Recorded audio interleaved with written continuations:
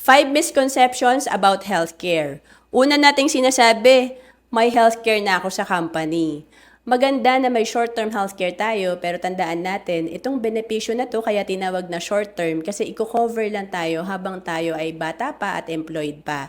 Pero pag tayo ay nag-resign na at tumanda na at nag-retire, hindi na natin ito madadala, itong benepisyo na to. Kaya importante, may short-term healthcare tayo, may long-term healthcare din tayo. Kasi lumalabas talaga yung sakit natin sa older age. Pangalawa, may PhilHealth naman ako, hindi ko na kailangan ng healthcare. Tandaan natin, ang PhilHealth, maganda yan, kami ring mag-asawa may PhilHealth pa rin. Pero ang kino-cover nito hindi lahat ng illness at 10 to 20% ang sinasagot ng PhilHealth. Hindi lahat ng bill natin. And then pangatlo, may savings naman ako.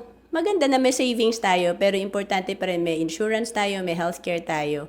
Kasi pag tayo ay nagkasakit, ito yung gagamitin natin at hindi natin magagalaw ang ating savings. Kasi may mga tao, pag walang healthcare, ubos lahat ng napundar. Ubos lahat ng savings and investment.